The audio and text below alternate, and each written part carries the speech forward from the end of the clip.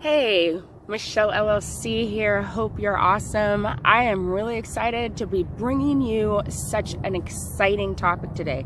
Today we're going to be talking about the 3 ways that you can block your orgasmic energy. And really, honestly, it's the same 3 things that will block your success, will block your excitement in a relationship, will just block the things that you're wanting to do, period. So we're gonna go over a couple things that are really just important regardless in anything that you're doing. You need to be really mindful of these things. So before I get started though, I just wanna let you know, I am out here and there's a beautiful space, but now that I'm out here, it's kind of windy, so we're just gonna make do. I'm hoping that the video quality and the sound quality isn't too much. I've kind of created something to kind of hopefully make the wind not be so intense. But again, this is about not doing things perfectly. It's about going ahead and doing it because you can. And because there's somebody that needs to hear this message. And not allowing something that doesn't seem to be perfect and right to stop you from going for it. All right? So here we go.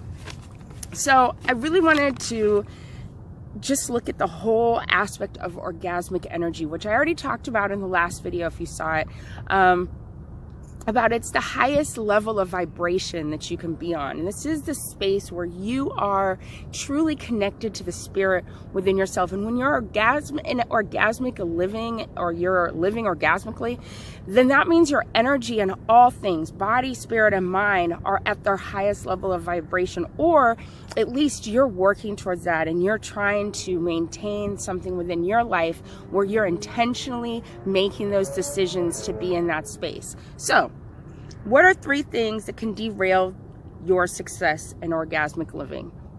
Number 1, this is really big, and I think a lot of us from a very early age start doing this.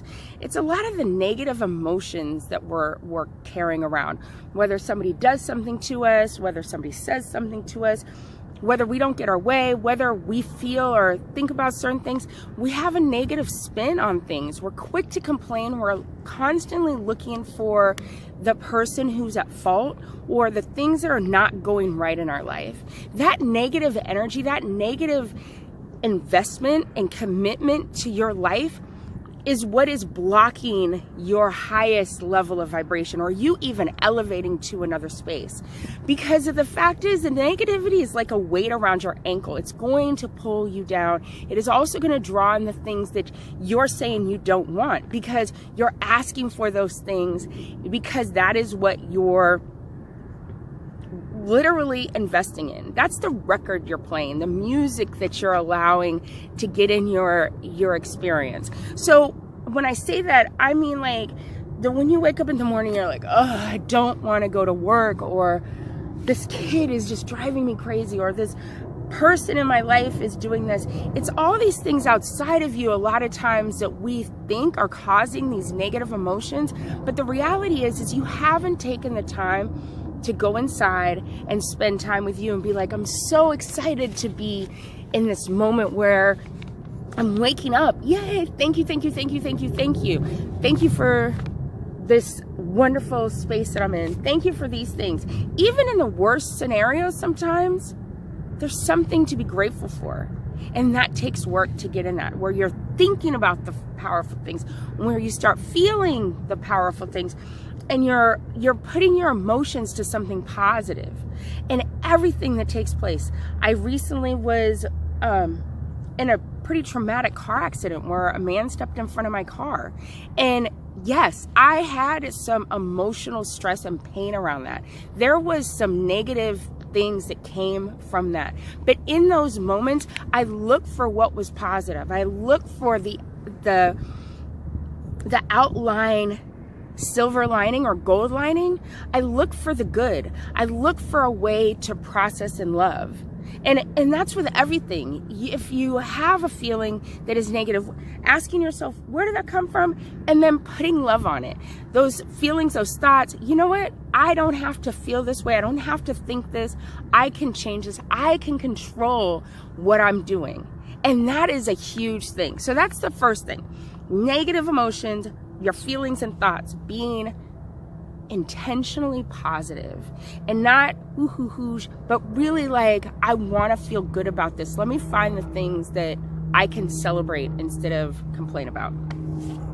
Number 2 is when we are connected to our social media, when we are connected to a TV program, when we are connected to this person we're in a relationship, or connected to our kids, but we're not connected to ourselves, the thing that is really taking place is that we're disconnected to the energy that flows within us.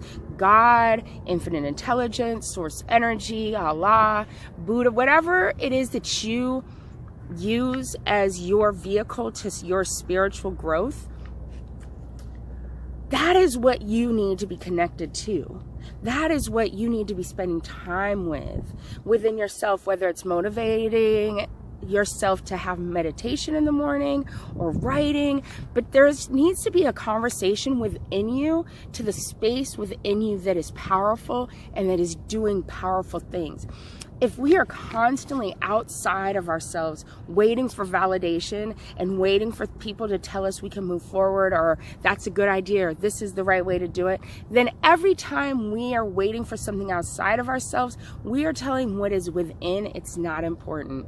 That is the whole powerful space of having free will and having dominion over this planet, is to be able to go to that which creates us and say, here it is. Here is my power. I give it back to you to be guided. And honestly, the energy within us, God is waiting for us to come and be like, I want you to run this. I don't want to do this. I'm not the answer. You're the answer. You're what flows through me, and I'm going to listen. Because when we listen, amazing opportunities, doors open, people come to us, things take place that don't in the human realm make sense, but when you step back, you're like, oh my gosh, I was so open and I was given every opportunity to be where I needed to be. And it's such an amazing thing. So really stepping out and trusting faith and not investing in fear. That's a huge part of connecting with the spirit. When you start moving out of fear, worry, and lack, and you start moving into faith, love, and trust. It's a very important part of orgasmic living. Let me correct some of this that's blowing around. The wind is picking up. So, last but not least, this is a really big one for me, because I think my personal journey really changed when I realized that I had been taught from a very early age, through the faith that I was brought up in, that I was a sinner, that I was just inherently bad from birth, and that somehow something outside of me needed to happen or be given power to save me, that I wasn't enough as I was, that there was something wrong with me. I wasn't enough and I wasn't worth it without something outside of me. And I realized, you know, that is not true. So the third thing is really not knowing that you are perfectly created as a priceless treasure that is been given the resources and power to create the life of abundancy that we all deserve. I think that's such an important thing to understand, is that the things that we're told to go to school and told to get good grades, these things are outside validators that really don't validate us. I was labeled dyslexic. Reading and writing and grammar and spelling, they're not my best thing. And honestly, I'd have to take that back. Writing is my gift, but the grammar and spelling are not. So if I were to go by what was told to me as a kid, I wouldn't be a writer. I wouldn't be doing this at all, because I would be worried about my mistakes. And so for you to qualify me as a good writer by my spelling, I fail every single time. My grammar, I'll fail every single time. But for you to qualify me as a writer because of the words that I'm using and the way that I tell a story and the way that I bring somebody to the passion of the story and move them within their spirit, that would qualify me. But that's not what they were using as the validator. So I think it's just really important that we step back and recognize within us lies this beautiful diamond, this beautiful gift. And it's this little child that was created perfectly, that deserves and has a birthright to be given unconditional love. And that the energy that pulses through us, that moves us, infinite intelligence, source energy, God, whatever you use, is waiting here, surrounding us to catch us when we jump into our visions, our dreams, our desires. There are no limitations except the ones that we choose to think about and we choose to create. We are the guide to whether or not we go for it or not, or we sit waiting.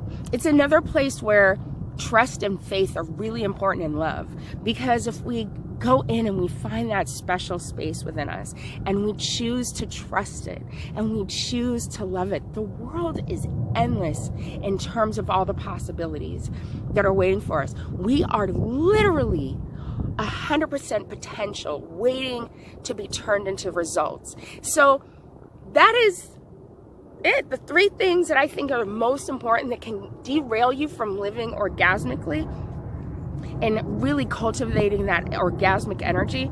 And so I look forward to taking you on this journey with me of like really learning how to be at our highest space and elevating to where everything is flowing. So as the planes go and the clouds move and this beautiful, beautiful landscape awaits me for a nice morning hike, I wish you the absolute best to know that you're beautiful, you're loved, and you are perfectly created as a priceless treasure. And so believe in you. Get in that mirror if you need to and be like, I love you, I love you, I love you. If you need to meditate, I love me, I love me, I love me, I love you, I love me, I love you, I love me. It is the most amazing thing when you start putting love as your word that you're running through your head. If nothing else, run that through your head. We'll say bye to this wonderful military helicopter that's coming my way, and I'll say bye to you. Your love, find it. I love you. Have a great day.